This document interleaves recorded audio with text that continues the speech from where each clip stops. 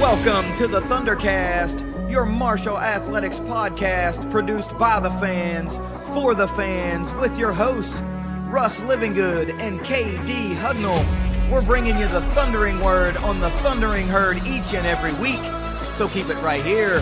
The ThunderCast is on the loose.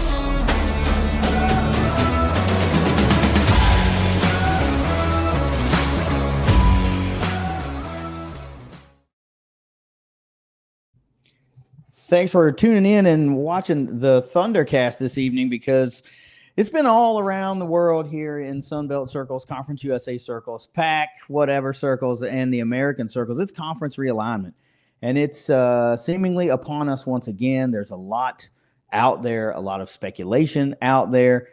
So we figured, hey, we might as well talk about it. So a lot of you guys might recognize Steven Moffett. He's joining me this evening. He's one of the hosts of the Topper Talk podcast, Western Kentucky Athletics podcast, a good friend of mine, a good friend of the show, and really a good friend to, I don't know, the Twitterverse. It seems like a lot of folks know Steven and like Steven, so seemed like a natural thing to kind of get the band back together for this episode and talk about conference realignment. Steve, it's good to have you. Man, I'm glad to be here. It feels like we've done this before a few years ago, when our prior engagement got broken off, with the Moonshine Throwdown days. And, I remember we had a lot of fun just when there was just speculation flying everywhere, and just a lot of unknown and uncertainty. And whenever we just made these roundtable discussions, it was fun to have a lot of people jump in, share their thoughts, concerns, where they wanted to go, how they saw this thing unfolding. Of course, there's been a lot of moving pieces since then with the AAC, the Sun Belt. Now you got the PAC and the Mountain West, and there's just, all this realignment that's, coast to coast and affecting everybody, and dominoes keep falling. And, apparently there's another one in the Sun Belt with Texas State who, like you said earlier on a different broadcast today, they've always kind of been out on an island. And I can relate with that because we've, Conference USA has a couple of schools out on an island that are just kind of misfits for the imprint. So I know them leaving doesn't spur the Sun Belt Conference into immediate action, like, hey, we need to backfill this space, because you're still going to be in a good position with 13 teams. But at some point, there could be other dominoes that fall, AAC, and or you could just decide to backfill that position with a good option. And luckily for you all, there's several good options with the footprint that you all have built, the regional matchups. And I just think something's going to happen, and it's very imminent. That's going to happen real soon. Yeah, it feels like it anyway. But the one thing we do know is that these things, while the announcements might happen, nothing happens instantaneously. So there's always time to assess. You don't have to make a knee-jerk reaction. It seemed like it came hot and heavy the last time when, 9 teams that left Conference USA and went to the American, and then 3 more, Marshall, one of those, went to the Sun Belt, and then you add in James Madison from the FCS ranks, and it was felt like just a wave of freaking realignment announcements all at once. And then we took I don't know what you want to call it, an accelerated approach. It was like, this is going to happen in 2023. And then it's like, oh, all of a sudden, nope, we're going to go next year. So Marshall wanted to make it happen quickly. And I'm glad that they did. The Sun Belt has been really, really good for us. It's been really, really good since we've been a part of it for us. It was good before that. The Sun Belt was on a trajectory of being a premier, if not the premier, G5 conference. And now I think we really have a strong argument to say that the Sun Belt is that premier G5 conference. I mean, look at it just this year alone, just this athletic calendar year. Marshall plays for a national championship in men's soccer. Coastal Carolina is playing for a national championship in baseball. So you've got 2 teams from the conference playing for national championships or NCAA championships in 2 of the world's biggest sports. I think that's pretty cool, man. So, but we're here to talk about some realignment, right? And I think all of this is predicated on if Texas State is indeed a team that leaves and goes to the Pac. I don't know what do you call them? What are we going to call them for this show? The Pac X, I guess. I don't know. There's a variable out there. I don't know. Pac The X. Pac question mark. I don't know. It's a wild deal, but it's all predicated on that. And then a lot of this is also predicated on if 2, 3, 4 maybe teams from the American also kind of make that move. And then the third big thing that people consistently talk about is media contracts and the disparity in the payouts between Americans' payout and Sunbelt's payout and Conference USA's payout. Like, these numbers have to make sense, or why would you do it, right? So let's talk about that, I guess, from a beginning standpoint. Let's say, well, let's kick a scenario.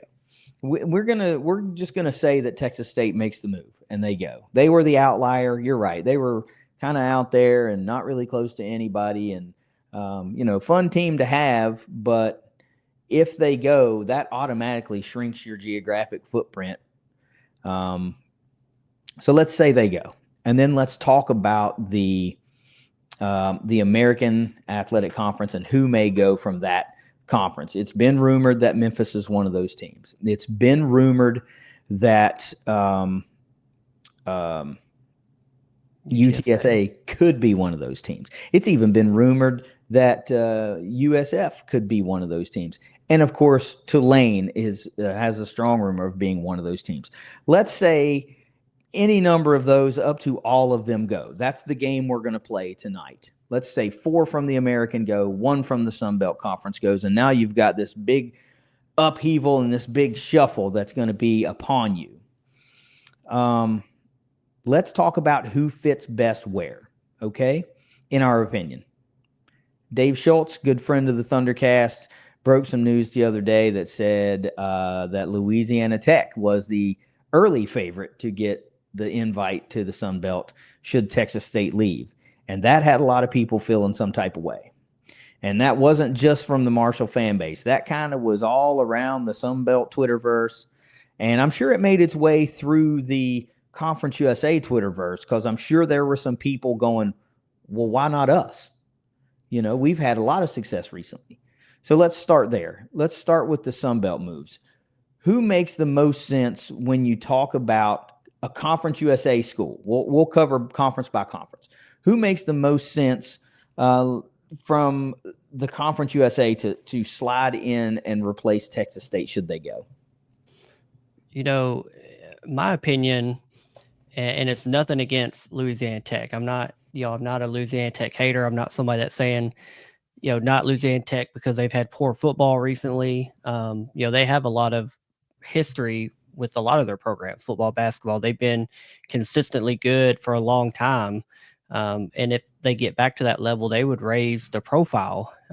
They're not there now. And the thing that has really thrown me for the curveball has been the fact that there's already 2 other Louisiana schools in the Sun Belt. It just doesn't make sense as far as watering down that territory. And then the other 2 guys that are already there that are battling each other in state for recruits. And that's your magic mile, so to call it, your recruiting grounds. You add another team there, somebody's not going to like that. They're going to get their feelings hurt. They're going to buck up against that. Just like if Eastern Kentucky wanted to join the Conference USA, I would beg to differ that would ever happen while we're still a member of this conference. I just don't think it ever happens until other dominoes fall that pushes us out of this conference, or another opportunity that moves us. Now, that being said, the Sun Belt Conference's footprint being as tight as it is without Texas State, that is, Louisiana Tech does fall in that footprint. I think they could be an addition. I don't see it and go, oh, that makes no sense. I just think there's other schools that could make more sense. Even like the Jacksonville State, even though you already have an Alabama school, but they're an up and coming successful program. You got Middle Tennessee. In Tennessee, obviously they're kind of average across the board in athletics. The athletics that they're good in doesn't really blow anybody away. Cross country and tennis. They have really good programs there, but basketball wise, football wise, they're just really average. And then looking at us, Western Kentucky, obviously we're very familiar with the Sun Belt Conference. We were members until 2014 when we made the move over to Conference USA. There's been a long-standing notion that there's bad blood there, with conference or with Sun Belt Conference leadership. That, hey, you guys left, the invite's not, you're not welcome to come back. And I just, so many times I've had to tell people, like, that is such an overblown agenda in today's world, where it's coming down to media deals, money, house settlement, revenue sharing. People are trying to fatten their pockets and put themselves in position to make a college football playoff run. And there's only two ways you can do that. You have to have good teams, one, and then somebody has to come from that and be successful. And as far as the revenue sharing part goes, you only have a set amount of income that you can share. So you either have to increase your income or decrease your spending. And you decrease your spending by having a tighter geographical window that saves on travel cost. And it just becomes win-win for everybody. So in my opinion, Louisiana Tech should be in that discussion 100%. But at the end of the day, I just don't see it making the most sense. And people have also brought up Liberty. Liberty's kind of this outlier. Me and you have had these discussions. They tried to join Conference USA 10 years ago. They tried to buy their way in. I think it was $2 million per school that they wanted to pay everybody to get admittance into Conference USA. And we said, no, thanks, just because they're a little controversial. The school is, and just some of the beliefs and the things you see coming out of there. Now, that being said, they're in Conference USA now. Obviously, when, like you mentioned earlier, when Conference USA got gutted by the AAC and the Sun Belt Conference, and we were just down to 4 members, it became a little bit of a desperation mode to stay alive. We had to add some bodies, and we added Liberty. And, by all athletic measures, they're a good program. They've got a ton of money, a ton of resources. They have P4 athletic facilities and resources. I don't want to say they're bigger than Conference USA, but if you start comparing line items and budgetary things across the board, they are truly bigger than Conference USA. They should be a team and a program that's winning virtually every sport, just because they have resources that they, NIL and facilities and coaches and et cetera, where they should be able to, quote unquote, buy teams and buy success. But I don't think they make sense coming to the Sun Belt, because they would be in the same boat as far as the budget and the resources and the facilities. They truly have P4 facilities, like, not even a question. I don't know if they'll ever get to an ACC membership, but long term, whether that's 5-6 years from now, that's something that I could see happening as they go to like an ACC. So my best fits are like Jacksonville State, Western Kentucky, Middle Tennessee, and then Louisiana Tech, kind of that last fourth option, even though they seem to be option 1A right now. In the long run, I don't think they make the most sense. No, and since we're only sticking in the Conference USA right now for this portion of the discussion, I won't sit here and tell you that Louisiana Tech does not fit into the mold of conference, or of the Sun Belt Conference, because they do, right? We already have 2 Louisiana schools, right? We mentioned that. So geographically, you'd be fooling yourself if you said, well, they don't fit there, because obviously they do. But here's the thing. Here's what we really know about realignment and what matters. Number one, football moves the needle, right? First and foremost, football moves the needle. But we also know that the Sun Belt Conference covets baseball more than any conference I've ever been a part of with Marshall, right? And I've been a part of 2. Well, this is my 3rd now, right? And when we got here, the discussions about coming to the Sun Belt, it was like, these guys are talking about baseball. That was foreign to me, and so that matters.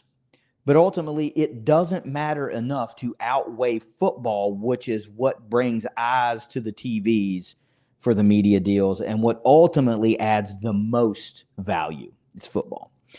Louisiana Tech has been a competitive team if you look at it across a decade. But if you say, like, well, what have they done maybe like the last 3 to 5 years? when there was another round of realignment happening.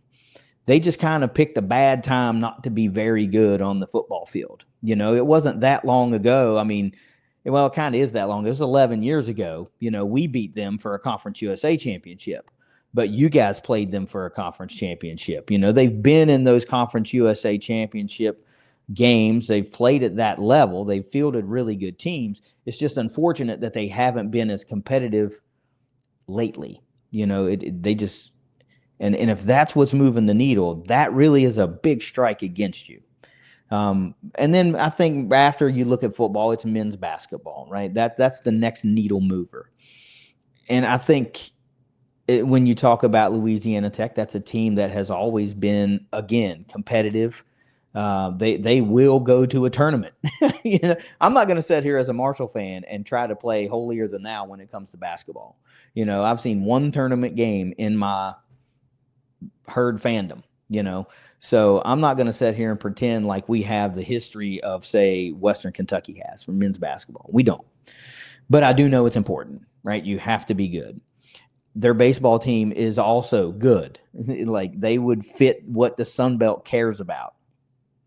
And you talk about things like athletic budget. They're a $30 million a year team that would or a program that would put them fourth lowest in the Sun Belt. That's not very good. You're really just ahead of another Louisiana team, Southern Miss and Arkansas State. You fall right behind South Alabama.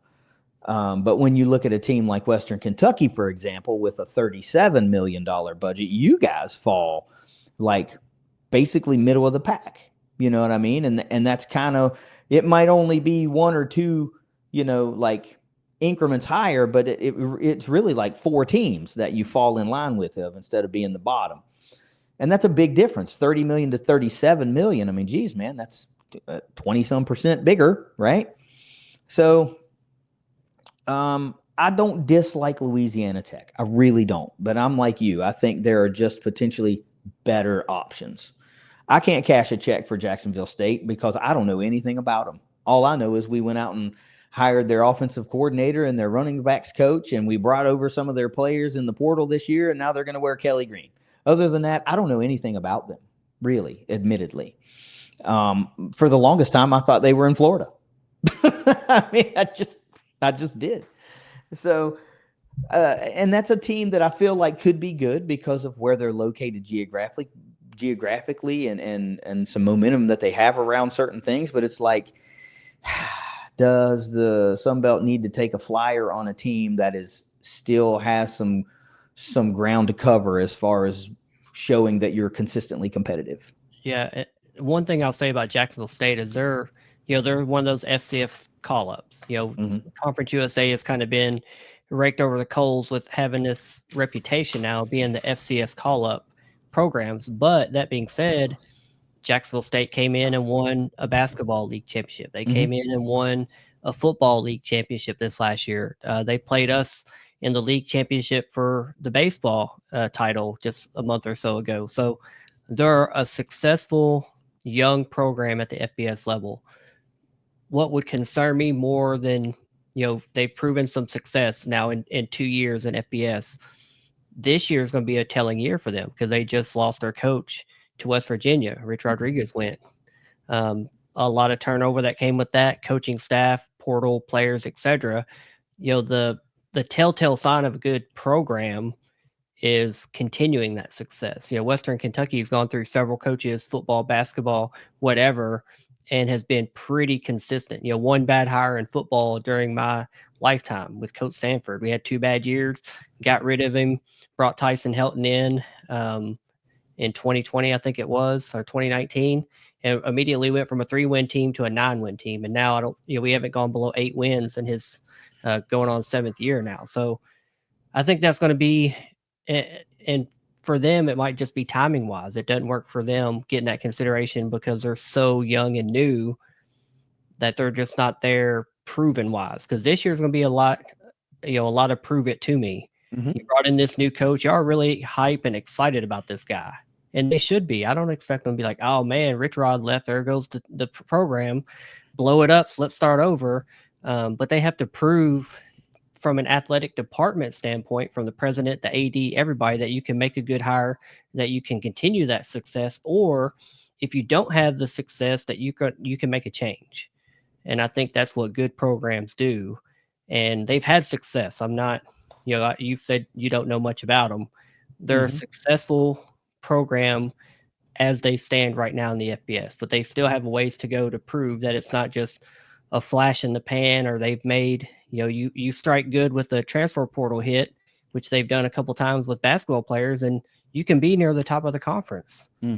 But if you have to depend on that every year, eventually you're going to make a bad decision. Well, look, to everyone's defense, we're all in that boat, right? Like, I mean, our football team is a prime example of that this past offseason. Like, everybody, kind of, not everybody, but a lot of people, like, hit the portal and left. But we're not alone in that. A lot of teams have a mass exodus of players following the season. And I don't know if that will ever really even out. Like, how many years is it going to take for some guys to think that, like, the grass is greener, but it's not? You know what I mean? Like, you've got a good thing where you're at and you're playing and you're putting something on film, but somebody's in your ear telling you go. And we also know that those aren't one-sided conversations all the time. Sometimes coaches are going to guys going, look, there's not a spot for you here. So you might want to hit the portal. I understand that. I get it. It's not always the player deciding to leave, but every one of us in just about every school in the nation is subject to, guys leaving, one bad coaching hire, one bad this, that star-studded portal pickup. I mean, hey, look at Mike Green. He comes to us from University of Virginia, absolutely raw, really no stats to be talked about coming out of UVA. And then what's he do? He sets a single-season Sun Belt sack record, goes on and wins the league like MVP, and now he's in the NFL. He's an all-time great for the Herd. That's the kind of guy that you can get out of the portal. It's exceedingly rare, but it does happen. Point being, I just think there are some better options in the Conference USA other than Louisiana Tech right out of the gate. The geographic fit, yes. Budgetarily, they still fit, even though they're at the bottom. Their football really, like I said, picked a bad time to have a couple of 3-year hiccup. They really got to get something going and show the powers that be that they can move the needle to bring more value. Jacksonville State, I believe, after hearing what you're saying, I believe you're right as rain with this is a show me year. You've got to prove that you can sustain some success through a coaching change. You're defending a title. So are we. Right. Well, a lot of the same things I'm saying about them, I'm saying about us. And we've got to show that we can sustain and it's not going off a cliff. We certainly don't think we're going off a cliff. Everybody and their brothers picking Marshall to be last in the East. I just don't see it happening. Right. But that's a discussion for another time. Middle Tennessee is I think my feelings towards Middle are kind of well known. Like, they just don't do anything for me. The Murfreesboro, yeah, it's fairly close to Nashville. I don't think you're getting any of that market. I mean, Vanderbilt's there. That's an SEC market. That's what it is. Their attendance at games shows you that the fan support is not there. That's not something that is in line with the Sun Belt. Sun Belt fan support is there by and large. App State will sell out a Tuesday weekday game, a Thursday game. Like, they pride themselves on doing that. Like, consistently getting to mid to upper 20s, and sometimes you'll break 30 for a Marshall game, right? James Madison is looking at a stadium expansion. Old Dominion just built a new stadium, and they do a great job of putting butts in the seats there. Georgia Southern is the same thing. The only really outlier in the East, I mean, I guess there's two. Coastal Carolina is a little bit of an outlier because they play in such a small stadium. The fan support is not tremendously high. And then Georgia State is different than any other team, right? Because they're in a major metropolitan area. And it's not an on-campus type deal. They're not a college town. It's Atlanta, Georgia. They'll tell you that. You can't compare Atlanta, Georgia to Boone, North Carolina, or Huntington, West Virginia, or Harrisonburg, Virginia. It's just not comparable. But still, Middle Tennessee is not in a major city. They're not in Nashville. They're in Murfreesboro. And they still routinely cannot get a lot of fans to their games. When you can go to games and you can take over the band, then, something's afoot there. So Middle Tennessee does nothing for me, respectfully. And I'm not taking shots here. I'm just being honest. I don't think they do a lot for any Sunbelt fan at all. I'll take some shots for you. I know you will. Middle Tennessee, they're appropriately named Middle. They held on to Rick Stockstill for 16 seasons, 16 years. Yeah. He's got the greatest agent in the history of college football, man. Yeah. Auto renewal for six wins. Bam. Add another year. Yeah. So, they just mired in mediocrity for so long and allowed him to just drag the support and the fandom just down to, after every game, after every loss, I follow plenty of Conference USA fans across the board. I enjoy the interaction, but it's doomsday every time they would lose a game. Mm-hmm. And now, they let it go on for so long with their AD and their president. Finally, they got rid of him 2 years ago. They brought in Derek Mason, who knows the area, was head coach at Vanderbilt, was defensive coordinator at Oklahoma State. They're trying to rebuild their fan base right now and try to get back to where they think they can be. But they still have some of the worst facilities in Conference USA. Their football stadium's a big, giant aluminum can. They are building a student athletic performance center. I don't know if it's an indoor facility, but they're putting effort there. But still, when you watch from afar, the community support's not there. They're trying to fix that. But now they've got a basketball coach that's been there since Kermit Davis left and has just been below 500. He's been kind of their Rick Stockstill. Mm-hmm. And after the season ended, 2 years ago when we beat them by 30 in the conference tournament, they were just on the fire McDevitt. Yeah. And now after this last year, disappointing season. It was better, but when you're just average or below average every year, it doesn't take much to be better. They are more competitive, but it seems like they're in that same hold and repeat cycle with the coach. And I don't know if it's because they can't afford to fire or if, just the process of doing the fire and trying to make a hire is just overwhelming to the athletic director. But there's just a lot of rumblings within their fan base of just people that are unhappy with, sitting active coaches, other than their tennis and their cross country and their women's basketball, 3 really successful programs they have. But their football, kind of a show me year. Derek Mason, tough year last year. I think they were 3-9.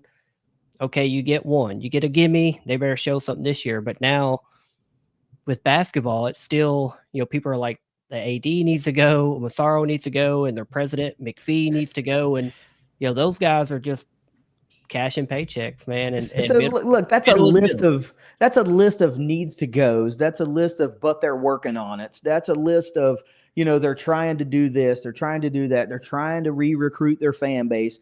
Listen, that is not where the Sun Belt is, right? That's where, respectfully, that's Conference USA level stuff. These are programs that are trying to build something, and they had all the momentum in the world going in. I don't know how many years ago, NCAA tournament and knocking off Michigan State.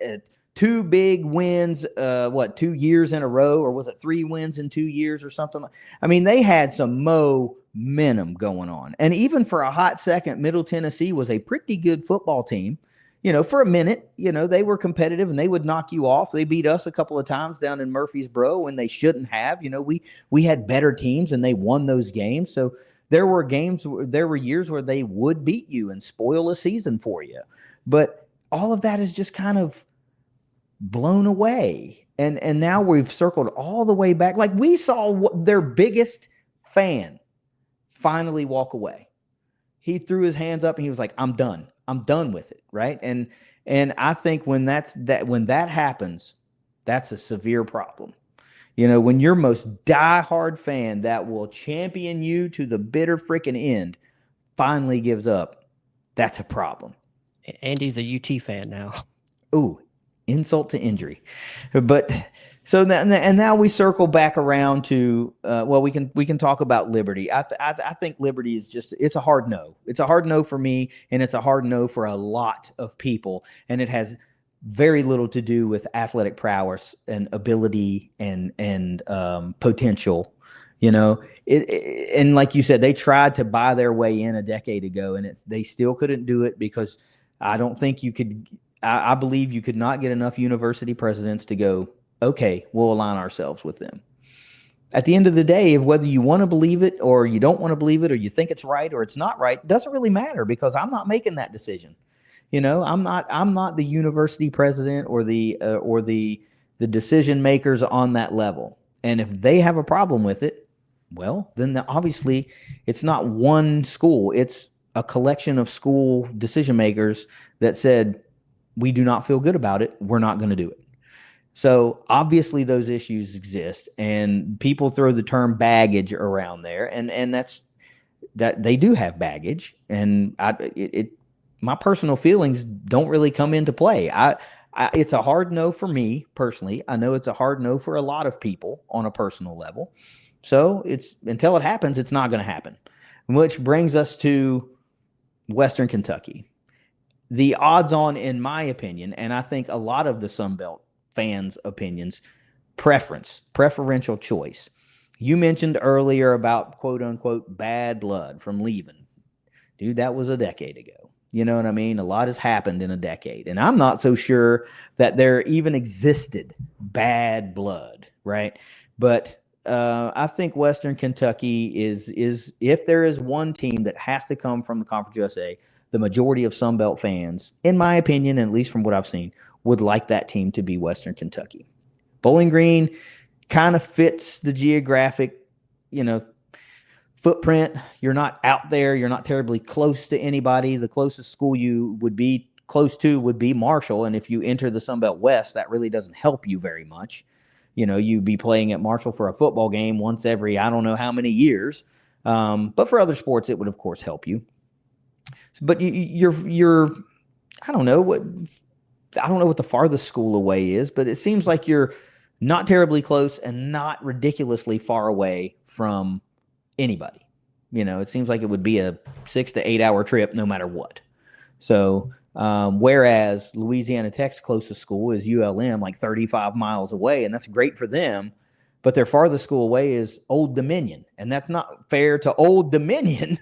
Because they're here in a tight-knit footprint, and you want to make them travel nearly 1,000 miles to play an away game or a bunch of away games, throughout the season. So I just don't think that's fair. When you look at football success, line by line, I think it's Western Kentucky that gets the green light there. When you look at men's basketball success and an overall record over the last 10 years, Louisiana Tech does actually edge out the toppers. But 2 years ago, the tops went to the tournament, right? And I don't know the last time Louisiana Tech did.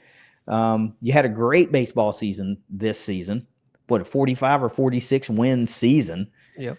I pay attention to, what's going on in BG because, we're so tight. And I've noticed that you guys have just been decimated on the portal, and that as to be expected, I think. But, there's other sports that neither one of you or Louisiana Tech sponsor men's soccer. And that's unfortunate because Sunbelt soccer is a top 1 or 2 league, throughout the NCAA. It's something that they just have this golden goose right there. That's awesome.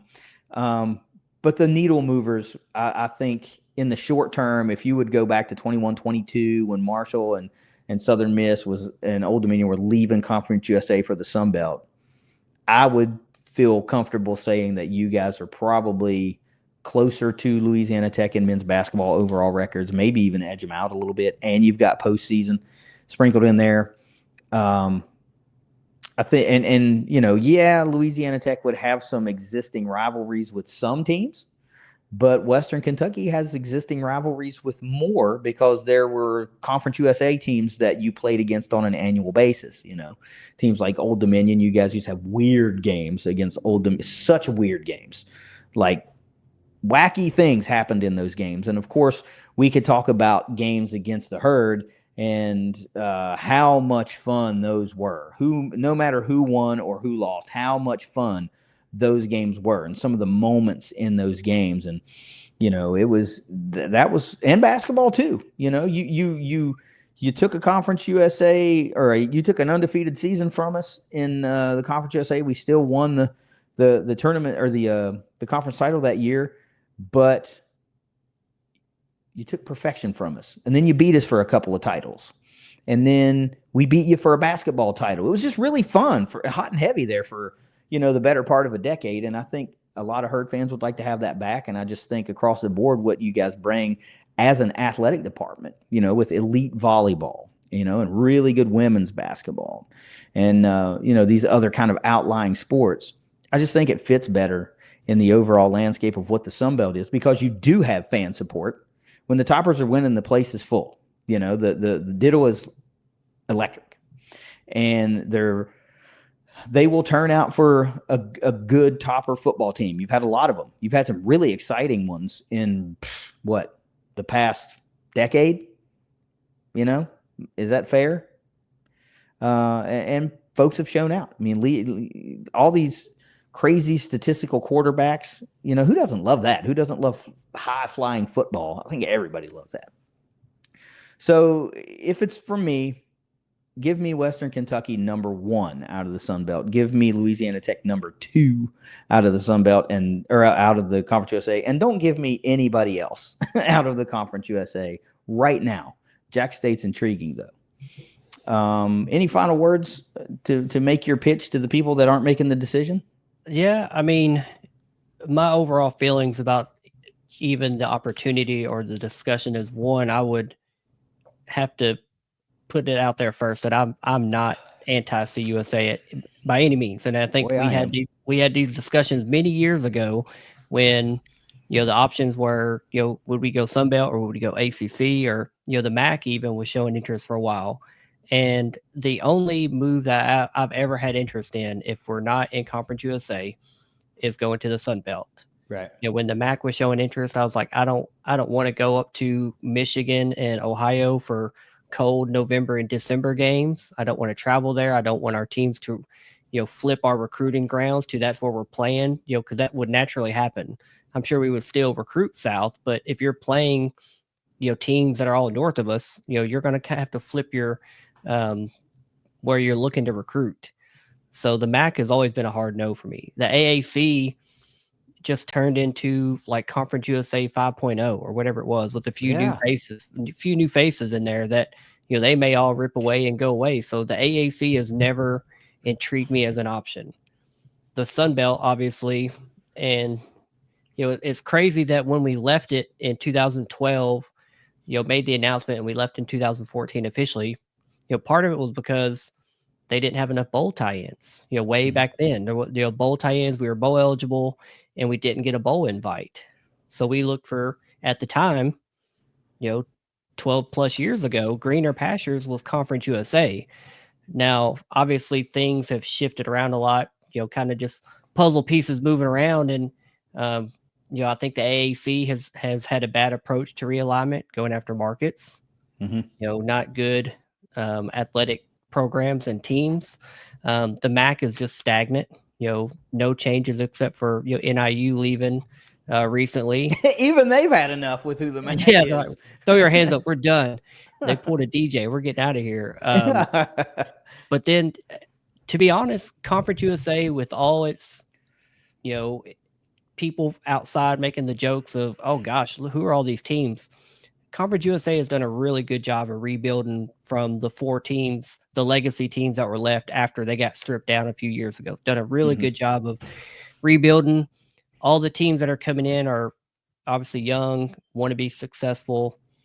And I think now, if an opportunity for the Sun Belt does come up, that's the only straying eyes that I have. If that opportunity becomes available, I hope that our leadership is being proactive. I think in the past we were reactive and not putting ourselves out there. Sometimes, when our athletic department says, "Look how much we win with the low, one of the lowest 4 budgets in Conference USA," I don't think that's always a golden goose or a golden egg to brag about how much you win when you don't have a lot of resources. Well, It's great. what do the kids say? That's not the flex you think it is, Yeah, right? I mean, it's great, to get some return on your investment, but I would rather say, hey, we're pouring money into our athletics and what we're trying to do, and opting into the house settlement and building an indoor practice facility that will be done in a few months. And, we're trying to increase the brand. We've been a really good program across the board in Conference USA. I think, when you all were with us, you've seen the graphic. We're always leaps and bounds above everyone else in conference championships.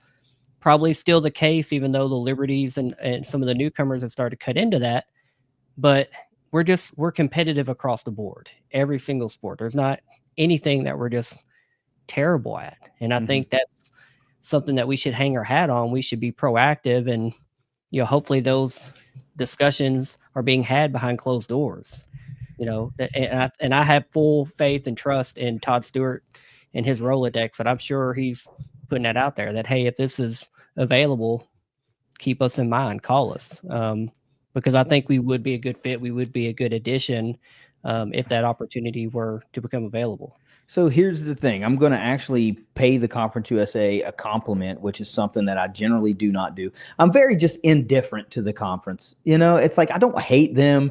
It's just like I'm over it, right? I'm just over that conference. Being there so long, admiring, and I don't know, man. It just felt like we were treading water as a conference for so long. There was no push to become a notch above or better or whatever. And yeah, so I'm going to give them a compliment. They did a really good job of finding quality teams to come in and rebuild that conference when they were, like you guys were given chest compressions. Like it was dire. It looked like you guys, your conference was gone, and they went out and got some good teams, and it's been pretty cool, to watch. So that's all the positivity they're going to get from me. And I think that's about all you're going to get from a lot of your conference mates. I think the leadership that is still frowned upon, it seems like, from the membership, we're still not doing enough. We've done great job staying alive, but we're getting passed by the Sun Belt in prestige, and the American it seems like they're stubbing their toe a little bit right now. So we'll see. But let's move into talking about teams from the AAC. To me, there are really only 2 right now that stick out. And I'm going to lead the charge on this because this is neither of our conferences we're talking about. I wanted you to go first since it was Conference USA, and I know you had your own thoughts on your own team. But first and foremost, the number one team that every Sun Belt team pretty much wants to join the conference if it's possible. And again, we're going to play under the scenario that they lose 4 teams out of the American and they're just in an upheaval. We're going to go off just to remind folks that are new to the stream, we're going to go off the assumption that UTSA, Tulsa, Tulane, Memphis, and USF are all gone from the American, and it's kind of an upheaval, right?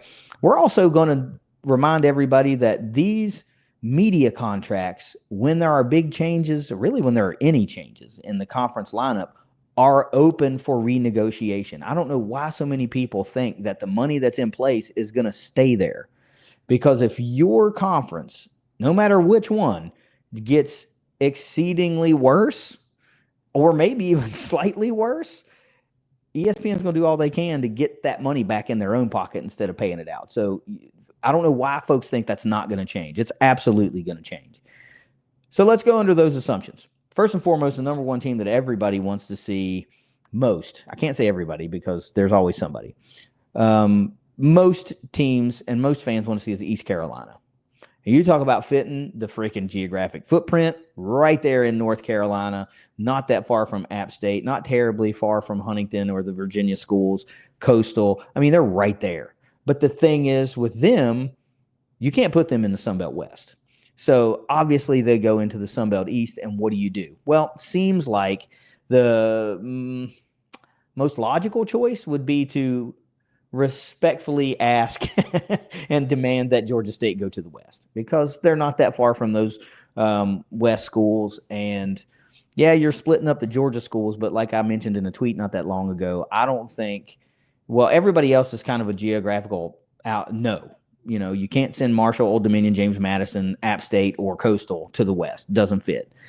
So that only leaves you with two teams. That's Georgia Southern and Georgia State. And I do not think that the Sun Belt would be willing to give up the annual Deeper Than Hate game between App State and Georgia Southern. It's just a long-standing rivalry. It's not getting one of the best, if not the best, in the Sun Belt from a football standpoint. So you're not going to give that up. So unfortunately, it looks like you would have to respectfully ask Georgia State to swap to the other side of the conference. From a budgetary standpoint, they would be among the top 2 or 3, 3 to 4, easily in the top 4 versus the rest of the Sun Belt. Great baseball program. Football, again, like Louisiana Tech, has picked a wrong time to be wishy-washy. A couple of bad seasons sandwiched in there with a good season. Unfortunately, or fortunately, I don't think that matters for the decision makers in the Sun Belt. They would take East Carolina in a heartbeat if they were available. They could have been 0-12 for 10 straight years in football, and they'd take them. That's just the draw of having East Carolina. You talk about existing rivalries. Yeah, absolutely. They've had heated games with Marshall lately. They've had great games with App State lately. And of course, anybody who's a historian of college football knows that Marshall last played East Carolina, and it was on the way home to Huntington when the plane crash of 1970 occurred. So obviously Marshall and East Carolina are intertwined like two teams will never be or let's hope two teams are never intertwined ever again. It's a different kind of rivalry when it comes to the Herd in East Carolina. It's built on a whole lot of mutual respect. And those games were really fun when they were part of the Conference USA. A lot of folks point to a 2013 game when East Carolina was really, really good, and a Herd that wasn't that to that level really kind of decimated the Pirates. And, that was, for a long time, that was like the Doc Holliday signature win. I mean, they put it on the Pirates in Huntington. But obviously that's the number one pick above all teams, not just American teams, but also above the Western Kentuckys, above everybody. Number 2, slightly behind, and probably, I can't say on par with Western. It might even be a notch above Western Kentucky. I think if UAB were available, they might really want to get a hold of UAB. They are really centrally kind of located in the heart and the meat and potatoes of where the Sun Belt Conference is, both in East and West. So it kind of fits, and it just fits. You get another team in Alabama to go along with Troy, and it would be one of those that just fit. So break it down for me from your standpoint. Which teams do you think, if most are available, do you think the Sun Belt tries to target from the American? Like you said, I think ECU makes the most sense, and I know that you all, not just Marshall, but Sun Belt Conference in general has long coveted ECU. This is not a new, flirtatious vibe between you all.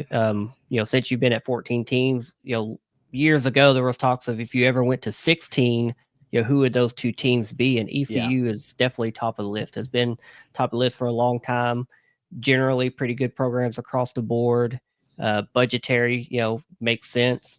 They're kind of in that same boat, like you said. They picked a bad time to have a couple bad years in football. They actually were showing, they won't matter for sure.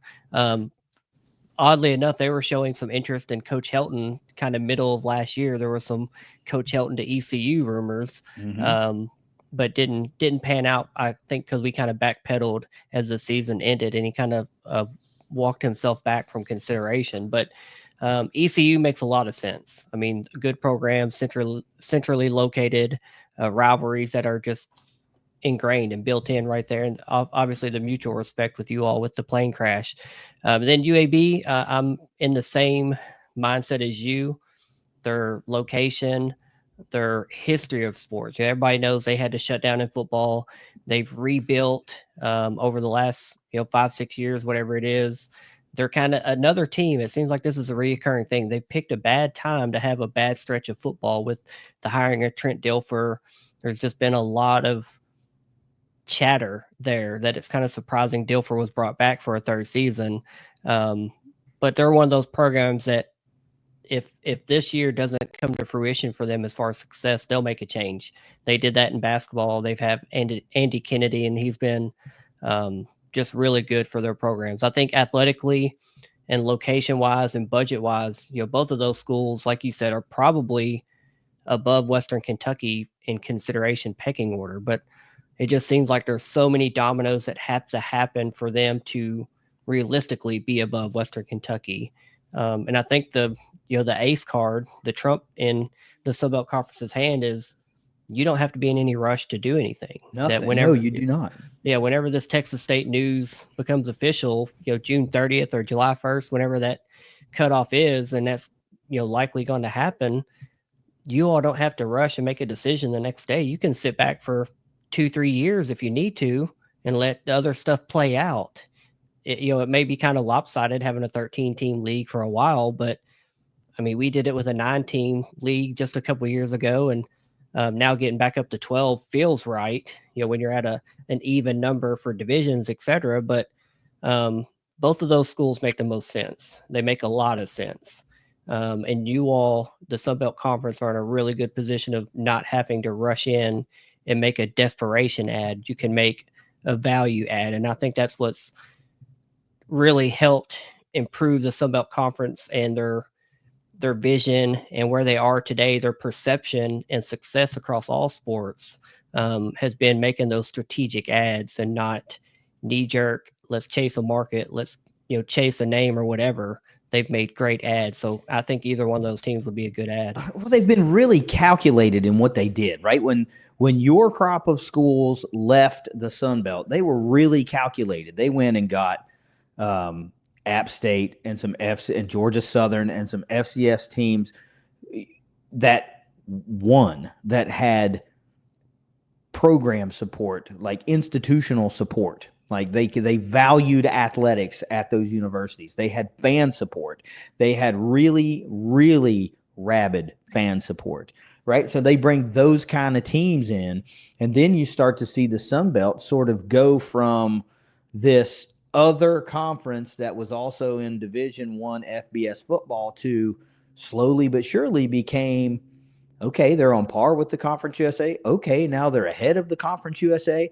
And then they systematically put themselves in a position to be choosy. So then when they decided they wanted to expand, they saw an opportunity to add some value. They said, who can we get a hold of? And I gotta be honest with you. It felt really, really good to be one of those schools that a conference came and was like, man, if we can get Marshall, that would be awesome. That's not something I can, like, it may have happened when the MAC, in 97, but I was a kid. I was a college student. And these type of conversations, podcasts, that didn't exist, right? So this kind of hype and all this discussion wasn't going on. So to have that happen when the Sun Belt was looking to expand, there were people messaging and like, man, we really respect Marshall as a program and what they've done in football. Like, we want to be like that. And we still have some of our conference mates going, man, we hope to be like that. And I know some people will say, oh, you're just blowing smoke. But no, because we've won a lot of games and we've won a lot of big games and won a lot of championships. And there are some teams that would love to experience that, We're surrounded by a lot that do that. James Madison's won a buttload of games and championships, and App State has too, and so is Georgia Southern. But so when they were able to be calculated, the Sun Belt was able to be calculated and go get who they wanted, and they went and got some schools that they coveted. Southern Miss baseball that fit right in that geographic footprint. That was a coup for them. They were like, hell yes, we got Southern Miss. And then they get Marshall, and they're like, hell yes, we got Marshall. This is great. And then you get the two Virginia schools, an Old Dominion, and you grab James Madison, and for the life of me, it will surprise me tremendously if you see an FCS call up to the Sun Belt in the near future. Like, I think James Madison was the last one, because let's face it, they were not your typical FCS call up, right? They were a FBS team that played FCS ball for a number of years, right? And respectfully, Conference USA is the call up league right now. They are, because that's what you're doing. You're calling teams up. You just happen to be stuck as a team that doesn't really belong there. You don't fit that mold there anymore. You're just kind of stuck there. So the Sun Belt is able to go after who they want. They don't have to be in a hurry. They don't have to make a knee-jerk reaction. Like you said, it's a great position to be in. They make the right move here. If Texas State goes, and let's say they just want to balance with one. I mean, who says they stop at one? Maybe they see blood in the water and they can go get 3, and they can, make the East even stronger and the West even stronger, and shrink the footprint and all the things. I think there is no more debate. If you get the one right school, there is no more debate anyway. You're the premier G5 conference in the country, without a doubt. You're already pushing that argument right now. I think if you get the right team, there's really no stopping what this conference can become. They can start to push for that annual playoff spot, which is what it's all about. You might even get into a situation to where a Sun Belt champion doesn't have to be undefeated to get that playoff spot, which would be massive weight off your shoulders. I mean, imagine being able to be a 1-loss or a 2-loss team, but run the table in the Sun Belt and win the conference and get the playoff bid, because you played, like Marshall, for example, plays Georgia this year. You lose to Georgia, who's going to be a playoff team, right? How the hell you hold that against them? If I had to give you a wild card team, though, I'm going to give you one that I feel like is kind of out in left field and is a total wild card. I just can't really see it happen, because then they would be an outlier. It would be Florida Atlantic. I don't think you go north. I think you would probably try to go south if you can't get any of the other teams that you covet. I think you would try to go after FAU, because I think at that point, if enough chaos occurs, Army and Navy probably just go back to being independent. You're not going to get one and not the other type thing, even though the service academies would be freaking awesome. I mean, that would be great. But what do you think about EC or FAU as a wild card? Well, I think not the only, but maybe the biggest strike against them is just fan support. The Sun Belt Conference is kind of driven around regionality and fan support. And, you listed all the programs that have great fan support, great turnout. Turn on an FAU football game and better things to do down in Boca Raton, man. A lot of people dressed up as chairback seats, and then their basketball facility. Obviously, they've had some success in basketball over the last few years. Dusty May left and went to Michigan, though, so they're kind of in that prove it cycle now, where they have to prove they can continue that, but still, they play in a high school gym, and it's not a lot of fan support there. I understand it as far as from a wild card perspective. It also put you down in Florida, recruiting purposes, etc.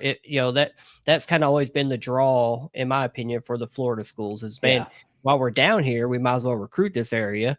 So that, that makes sense in that perspective, but just from a fan support perspective, I don't think they fit the profile that the Sun Belt Conference would be looking for. Oh, no, they do not check a lot of the boxes. That's why they are an absolute wild card. Absolute wild card. It's almost like and this sounds disrespectful. It's not disrespectful, but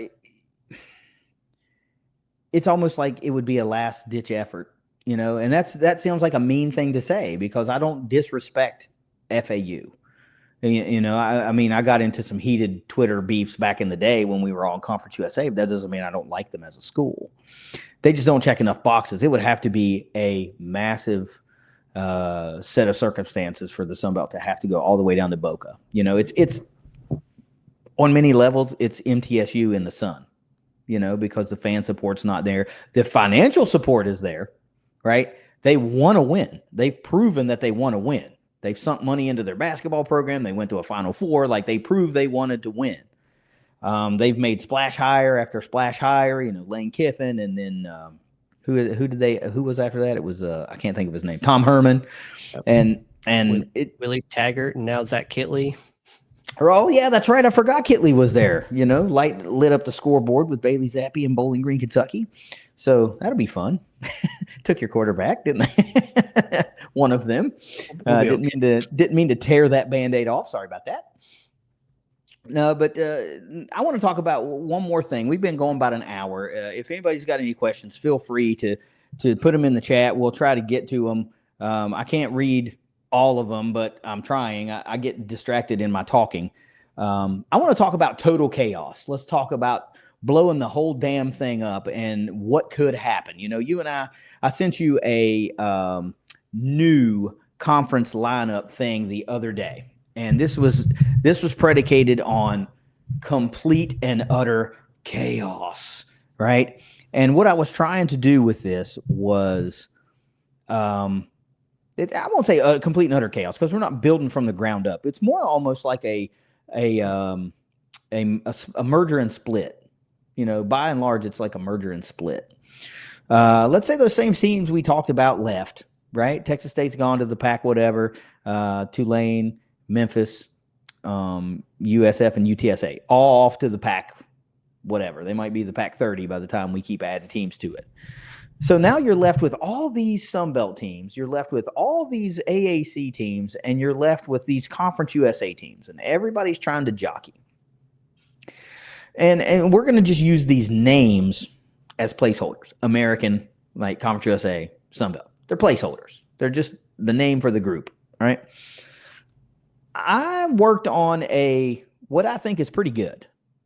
I'll be honest with you. I think it's pretty good. List of teams for these conferences that check so many boxes. I think a lot of people, a lot of teams, and a lot of fans come out winning in this scenario. And it's obviously you're also talking about egos, and we don't want to be aligned with them, and we're better than them, and we're blah, blah, blah. Well, we're already making $7 million a year. Why in the hell would we ever do that when we've just talked about all these contracts going to be renegotiated anyway? So all that aside, if you're just looking at quality of conference from top to bottom, geographic location, competitiveness from top to bottom, like-minded schools per se, resources, all that stuff, you're going to be left with a bunch of American teams, American Athletic Conference teams that are now 4 teams light, and Sun Belt's only going to be down 1, but still, there's opportunity there. So I created some teams some conferences that felt pretty good. I want to talk about them. Let's talk about the new SBC. All right. It's basically the Sun Belt East Division. And if I don't know who's listening, who's not familiar with that. That's App State, Coastal Carolina, Georgia Southern, Georgia State, James Madison, Marshall, Old Dominion. That's your East Sun Belt Division. I say you add Army, Navy, East Carolina, Charlotte, and Western Kentucky. That's a killer freaking conference, man. That is a killer conference. Then you go to the quote, new American. That will basically be your Sun Belt West Division, which would be Arkansas State, Louisiana, Southern Miss, South Alabama, Troy, and Louisiana Monroe. Then you add in the teams from the American you have left, which would be North Texas, Tulsa, Rice, Florida Atlantic, Louisiana Tech, and I'm going to give them Liberty, right? We'll give them Liberty. And then you talk about the new Conference USA, which would be who's left from Conference USA: Jacksonville State, Kennesaw State, FIU. Is UTEP still in the conference? Okay, UTEP, Missouri State, Delaware, who will be joining the conference soon, Sam Houston State, New Mexico State, Middle Tennessee. You get Temple from the American, so they'll bring you some decent basketball. Tarleton State, who's a team that's been long rumored to join Conference USA. And then we're going to pick up one more call-up. And since Western Kentucky's gone, let's give them Eastern Kentucky. Steven, what do you think about that? I mean, there's a lot of sense making. I'm looking at your chart now. It makes a lot of sense, but it's that's why it won't happen. Yeah. it makes too much sense. That's why it won't happen. Like you said, yeah. I mean, it probably makes a lot of people happy. I don't see that there's a lot of people that would be unhappy with it. It puts teams together that makes sense. It calls up people that want to come up. Eastern Kentucky, like you mentioned, Tarleton State has been wanting to come up. UTEP is actually, they're in their last 25-26 will be their last year in Conference USA. So. Then they're going Mountain West. I thought so. We were hoping they would take New Mexico State too and just chop that whole limb off over there in freaking Western Texas. But yeah, I mean, it makes a lot of sense. I mean, too much sense that the NCAA or ESPN or the powers that be wouldn't take this chart and be like, oh, that makes sense. Let's do it. Yeah. And that's kind of what I like about what the Sun Belt Conference has in front of them, is they can kind of do that on their own smaller level and maybe not necessarily have their pick of the litter, but as the other dominoes fall, there's going to be some picks of the litter that are going to be had and considered in discussions. And, it might not turn into a bidding war, but they're going to be able to pick between some pretty good options. So the new conferences you made make a lot of sense.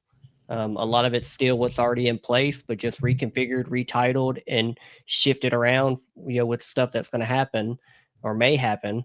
And yeah, it makes a lot of sense. And it's definitely, realignment. We're in another wave of it, coming up. There's still people talking about 2030 and 31 that, Clemson and Florida State could be leaving the ACC, and then we might have a whole nother wave of it. Like I said, that's, in my opinion, that's where Liberty should be. They should be in the ACC, resource-wise, facility-wise. I don't know if that'll ever happen, but I will advocate for them. That they that'd be a hell of a glow up from Conference USA straight to the ACC. Independent Conference USA, ACC. So, okay, I'm gonna since we talked about this the other day, I'm gonna use what left of my brain that I have for some recall. So UTEP is gonna be leaving my scenario here. All right, then give me UT Chattanooga. They fit there, or give me, what did I say? You were somebody else. You said UTC or somebody else. I don't remember. Yeah, I don't remember off the top of my head, but yeah. Well, that'll work. We'll give them UTC, and you got a really competitive conference. I mean, yeah, it's a bunch of former FCS schools, but there were teams that win, and really the only teams that are still left are Florida International. And man, poor FIU. I don't know if they'll ever get it together. I really don't. I think somebody in the chat asked a good question. Yeah, I was about to read that. So go ahead. The last one, the money shot, it says, when or if the P2, P4 breakaway on their own, what does that do for the G5, G6 schools long term? And I think we've started to see some of what that trickle down is going to be. And some of that's house settlement, revenue sharing. You've started to see programs that are just cutting their Olympic sports, their non-revenue sports. And once Title IX comes into play and the revenue sharing and just, departments and programs are going to have to make decisions on, where does it make sense to spend this money? And if they cut, a tennis team, they're going to have to, balance their books, their weights of what they have available. And I think that's going to be the trickle down, unfortunately, for some student athletes and for some programs that are going to get cut. And really it's just greed, the greed of the NCAA and ESPN, et cetera, that are killing off these, these sports and the opportunities that kids and student athletes have. Because, I forget what the commercial was, the old NCAA commercial, 90% of student athletes go on to play, go pro in something else beside their sport. Yep. And I think that the sports, even if it's just a non-revenue sport, it's just a great opportunity. Even with young kids, sports takes you a lot of places. It teaches you a lot of things. You get to travel, see a lot of the world. There's adversity. There's a lot of things you learn. And starting to take those opportunities away, I think we'll have a natural trickle down even into, the travel teams. If there's not a college spot for that, then, are all these amateur, these travel teams, et cetera, they're going to continue to exist if there's no end game beyond that. So I think, that's kind of be the trickle down, is a lot of these G5, G6 schools are going to start cutting their dead weight programs, that are running in the red, most of them, I mean, if you looked at the books and peeled back that yellow curtain for most of our level programs, there's not a lot of money being made across the board. It's a couple programs, and then everything else is just being balanced by the money makers or funding from the university. So unfortunately, I think that's the long-term effects, is that we see some sports start to go away, and it's unfortunate for the athletes. Yeah, well, that's definitely one of the byproducts of this whole thing. But let's just talk about it from a football standpoint. Let's make it really easy. We'll talk about it from a football standpoint. What I think it means is something that some fans have been clamoring for, and that might be an entire new division of football. Right? You would have your FCS football, you would have your FBS A and FBS 1A, AA, whatever you want to call it. Whereas the G5 teams, the mid-majors, would play in their own championship, do their own thing. We'd still play these, these big teams because there's just not enough games on the schedule, or there's just not enough teams that they want to break away to do these things to where they can play a whole schedule. They're going to have to play, teams like Marshall and teams like Western Kentucky and the like. That's something that I really didn't want to ever kind of see. But I think what we might get is what we loved about college football back. When we let the adults start to ruin it with, they wanted to win so bad they would just dump whatever money in, and it ruined what was great about college football. What was great about college football was you recruit a kid to your program, and he's there for 4 years, and he becomes a part of your school and your community, and he turns into a campus legend, and you see what you can do with your recruits. And the transfer portal changed all of that. NIL changed all of that. Now, mind you, I don't think either one is bad, right? It's not bad, because the old system of transfers and waivers and all that shit was archaic. Like, this guy would would be granted a waiver for a terrible reason, but somebody that wanted to be home near their ailing mother, they would get denied. And it was almost like, well, if the big school needs a waiver, they'll get it. But if a little school needs a waiver, they ain't going to get it, So it was an archaic system. It was not fair by any means. So something had to happen, right? And it was unfair. I remember not that long ago, Steven, and I know you remember this too, when guys would transfer, the athletic departments would say, that's fine. You just can't transfer to this school, this school, this school, this school, this school, this school, or this school. Like, who the hell are you, man? Like, what gives you the right? We are no longer affiliated, right? Like, why do you get to do that? And that wasn't fair. And for years and years and decades, these schools were making millions and billions of dollars off of the backs of these athletes, and they weren't seeing a dime of it. That wasn't fair. And incrementally we were seeing these small things. Like, I remember when they finally made it that our athletes could have unlimited food. And I thought, why is that just happening right now? That's crazy.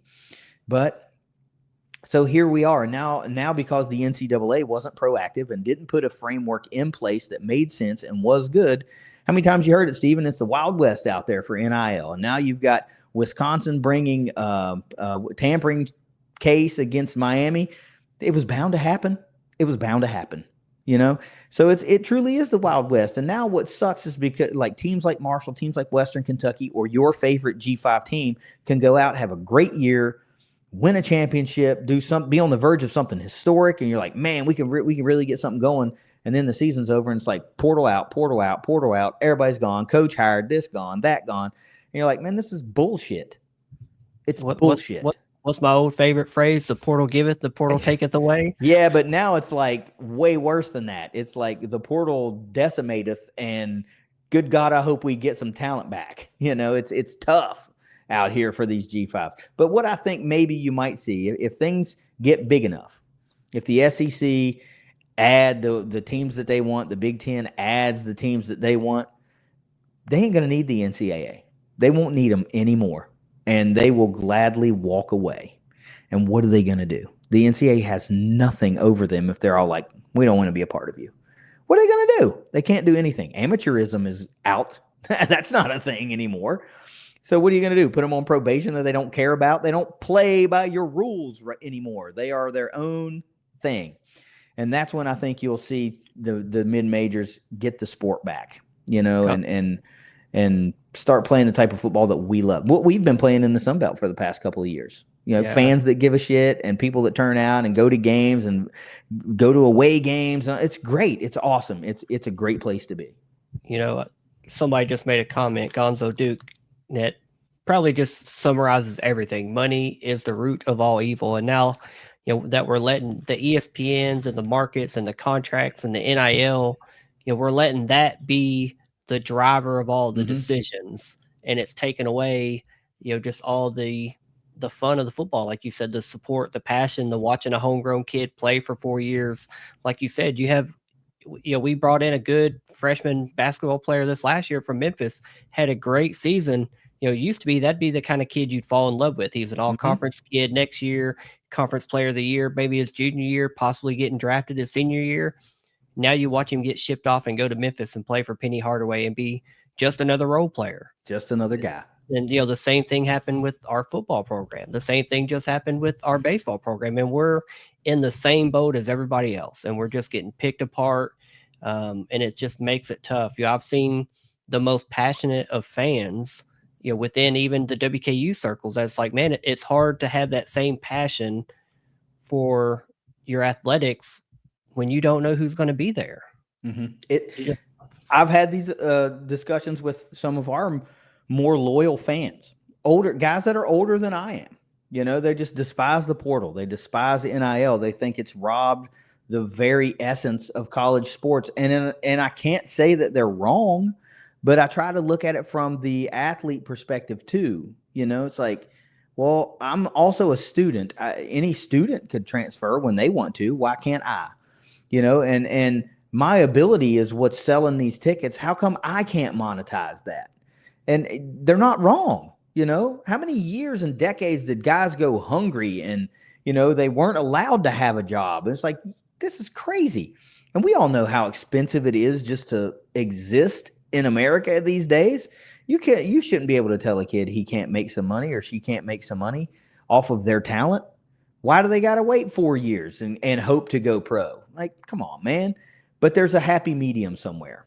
And I do know that it does not include coaches in our players' DMs while they're on the team saying, hey, enter the portal. Hey, why don't you set this game out so you don't get injured because we'd like to have you next year. We got a bag of $100 bills waiting for you. So just, make the smart move. I've seen too many guys transfer out of Marshall thinking that they were going to make the big move, and then they get a payday. Sure, they do. They don't play. They derail what could be a long-term success for a short-term gain. Fun fact with the portal era that we're in now, we still, Western Kentucky football during the new portal era, we still have yet to have a player transfer out, leave us, go to greener pasture, SEC school, wherever. Not one of those players has got drafted to the NFL. There's been a couple of undrafted free agents, and I think there was a stat not long ago. I think we're one of the only G5s that over the last 4 years we've had a player drafted in the first 3 rounds of the NFL draft. So it's kind of like, it's just proof is in the pudding that the grass isn't greener to go chase. We had 4 guys that left this last year for $250,000 plus NIL deals elsewhere. Whereas we had a player, we had Malachi Corley a couple of years ago that had those type of offers, but he stayed home. Instead of going to Texas A&M, being another cog, he stayed home, balled out, got drafted. We had Upton Stout this last year who was getting recruited heavily by Michigan and USC for, those insane type of numbers, but stayed home, balled out, watered the grass here where he's a known entity, where we have put the time, effort, and development into him. And now he's signed a several $1 million contract in the NFL with the 49ers. I think, those type of cases should be, I don't want to say exploited, but the Marshalls and WKUs of the world should be going, look at what we're doing versus these guys that are leaving. And yeah, they went and got a little bag that took care of their family today. But are you taking care of yourself and your family and your entire generation that follows you for the rest of your life if you make a better decision? And sometimes that better decision is to leave. But I think there's a lot of proof in saying that the NFL, the NBA, whoever, they're going to find you wherever you're at. Yeah. Yeah. If you can play, they'll find you.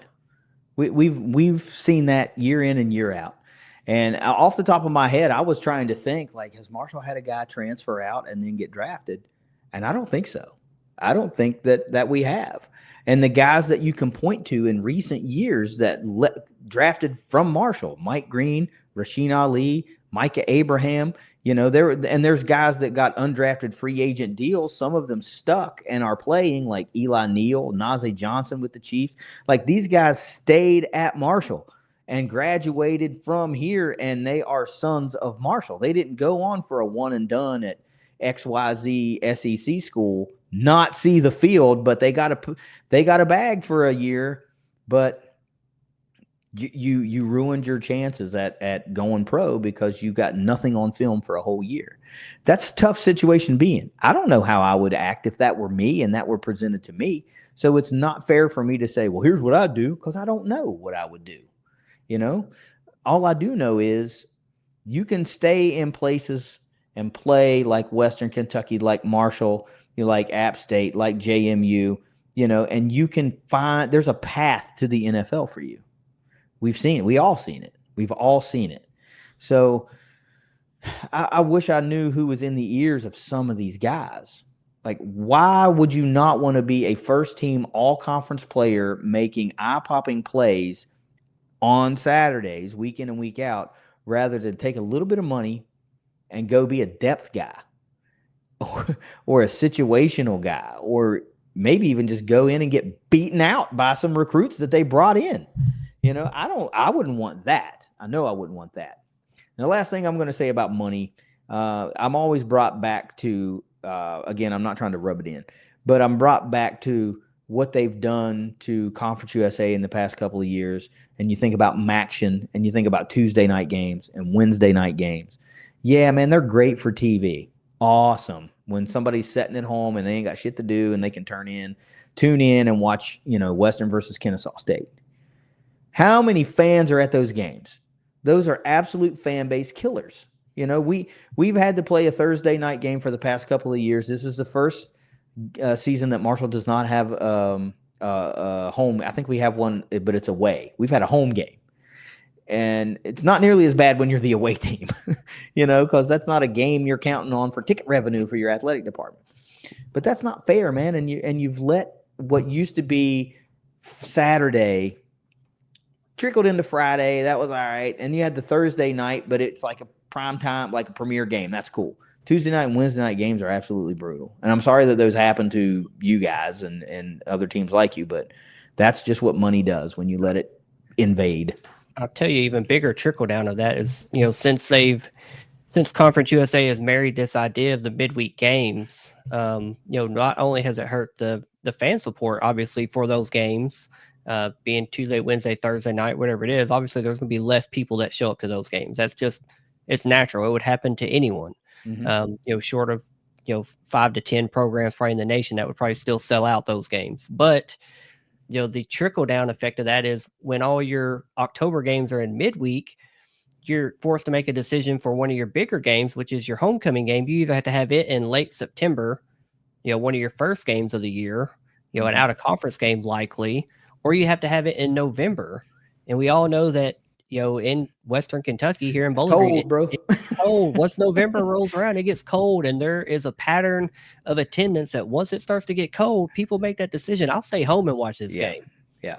I've got a 70-inch TV and a comfortable couch and a heater on, and plenty of snacks at my disposal. That, to me, that's been the bigger fallout of not just the midweek games and hurting that attendance, because obviously I can still attend. I live here in Bowling Green. It doesn't affect me any. But the fact that we've had to move our homecoming game to a November date now, multiple years in a row, it hurts that game.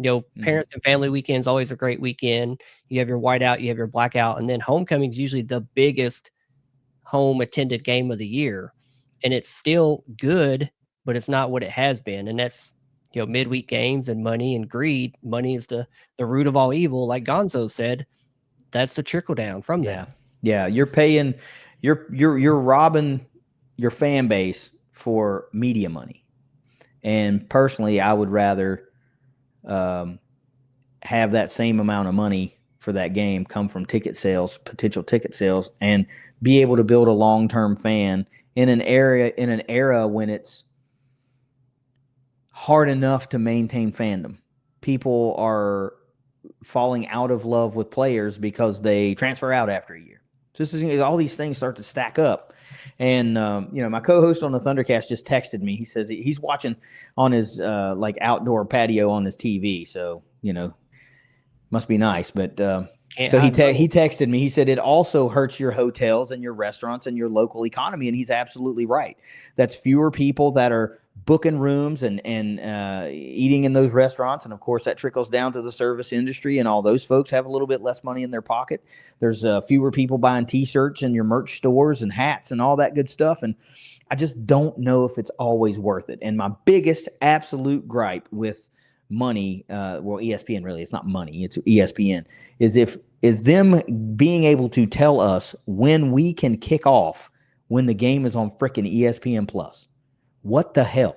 That should not be something that you get to say, because in early season games, like the first quarter-ish of the season, first 4 or 5 games, you should have late kicks. It's sun's pretty. Everybody should be able to get out and tailgate all day and make a freaking day of it. And then as you get into that middle part, the homecoming, kind of portion of the schedule, October-ish, you're looking at like afternoon kicks. So you're at home before it gets cold. You're out of there before the chill starts to set in. And in November, late season, you better be having like a noon kick, And for ESPN to be able to say, oh no, you guys are going to kick off at 7 p.m. on November 3rd. The game's on ESPN Plus. Like, no. What? No. Like, give us some flexibility to at least accommodate our fan base and our climate. Like, we know what we need to do. Let us maximize our attendance at these games, would you please?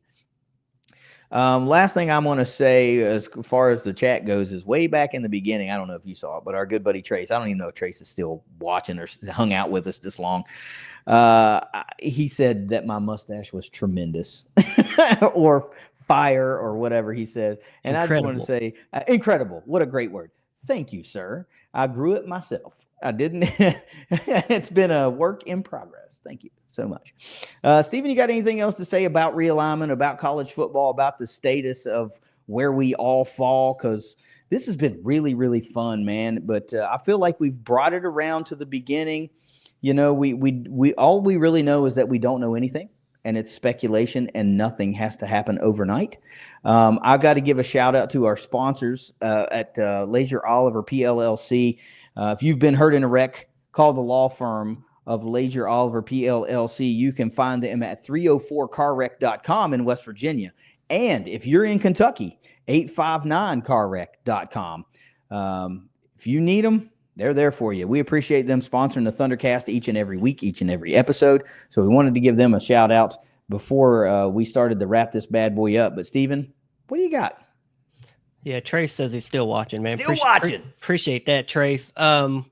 No, I mean, it's always a fun conversation. It was a fun conversation a few years ago when we had it. And then luckily we're not the decision makers, even though sometimes it feels like the fans may have a better grasp on what's best for the sport. Obviously, the decision makers are making those decisions based upon what's best for their pockets and protecting their self-interest. But we're kind of in a wait and see, a holding pattern of, what's going to happen. Is this, Texas State to the Pac going to become official? There's just a lot of smoke that's about to happen. And then obviously that's when the chatter is going to begin amongst, the schools in Conference USA and the other considered schools of, who's going to backfill that position. And I think we've made our case for several schools of, the pros and cons of multiple. We talked about 5 or 6 different schools. And I think you can make a case for any of them, really, not just Western Kentucky. I think we have a really strong case. But I think there are several schools that would make sense to backfill the Sun Belt Conference. But you could be looking at a lot more than that happening if, that AAC 4-team exodus happens, and then there's going to be a lot more dominoes that fall. So it's always fun conversation, to just make theoretical, like, what if this happens? What does everybody do? But it doesn't feel as dire as it did a few years ago when we were just left with the four schools in Conference USA. It kind of feels like we're on the back end of realignment, where eventually, hopefully in the next 5 to 10 years, this thing's just going to settle in and we're going to be in the new normal of whatever the college landscape looks like. But as of right now, it's just fun conversation, and I've enjoyed it. So I'm sure you saw the comment there. Russ finally was able to get in on our ThunderCast account and put a question into the chat. So I'm going to ask it to you because it's to you. He says, if you could pick between the Sun Belt Conference or the American Athletic Conference, even if the current money stayed the same among those conferences, which means you would get a much larger payday going to the American versus the Sun Belt, where do you think you would like to go? Sun Belt Conference all day. I mean, I said that earlier in the episode. That's the only move that I would consider making. If I was the decision maker, MAC, AAC, I have no interest. It's either stay home where I'm at and water this grass and try to grow it, or move to the Sun Belt. That's the only two options in my head. Man, I love the fact that you are willing to keep riding it out with the Conference USA and water that grass. The problem I feel like, is like every time that your leadership in the conference has an opportunity to do something, they don't. So they're continually letting dogs pee on your grass. And it's like, man, like, cut me some slack here, would you? You guys have been, along with Louisiana Tech, have been with the Conference USA. You guys have got to be the two most senior members now. So I appreciate that. And I also appreciate that you guys would rather come, or you personally would rather come to the Sun Belt Conference. Last thing I'll do, and I'll get you out of here, we'll drop this bad boy, drop this episode down. Steven, appreciate your time. As always, it's always great to talk to you about these kind of things. It's a lot of fun. Tell everybody that's still listening who may be interested in your normal podcast where they can find you, how they can subscribe, all the good stuff. Yeah, so I mean, we're pretty well on every social media platform, Twitter, Instagram, Facebook. Just search Topper Talk, you'll find us. Where I think we're Topper_Talk on pretty much all those.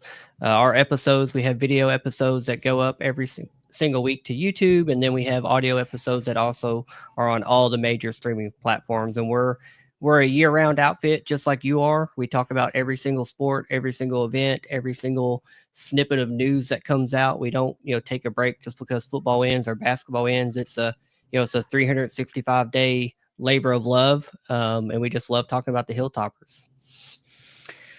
Can't beat that. Of course, you guys, if you're tuning into the ThunderCast, you know that I am KD Hudnall, and on behalf of my co-hosts, Russ Livingood and Jed Horton, we appreciate you guys tuning in for this conference realignment discussion. I bet you $1 million we're going to do it again, Steve. Just kind of feels like a fun thing to do. Appreciate you guys tuning in. As you know, the position group breakdown series for the 2025 Marshall Thundering Herd football team is in full swing. The offensive line episode just went up on Friday, so now you can catch up with the coaching staff and the offensive line. There'll be a new episode dropping this Friday. We appreciate you guys tuning in. So whether you see us around the Joan, whether you see us around the cam, or whether you see me glued to frickin' Twitter seeing who we're going to get to join the conference, no matter where you see us, we're going to be saying, go Herd. Later. Go Tops. Later, guys.